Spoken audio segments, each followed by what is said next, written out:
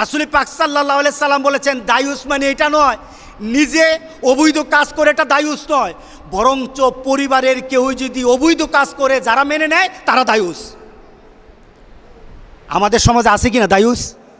আমাদের পাড়া প্রতিবেশীতে খুললেও দায়ুস পাওয়া যাবে। কথা ঠিক আছে কিনা বলেন? গ্রামে খুঁজলে পাওয়া যাবে। আপনি আপনার গ্রামে আপনার পরিবারে খুঁজে দেখবেন দায়ুস ভরা। মেয়ে আরেকজনের সাথে প্রেম করে আপনি তাকায় তাকায় দেখেন আর মনে মনে বলেন মায়া যদি বাইগা যায় তাহলে খরচ থেকে বাঁচলাম। আছে কি না? রাসূল বলেছেন দায়ুস। রাসূল কি বলেছেন? দায়ুস। আর দায়ুসের ক্ষেত্রে অর্ডার কি? রাসূলের ঘোষণা কি? দায়ুস কখনো জান্নাতে যাবে না। দায়ুসের প্রতি রাসূল পাক সাল্লাল্লাহু আলাইহি ওয়াসাল্লাম দায়ুসের প্রতি আল্লাহ নজরও দিবে না।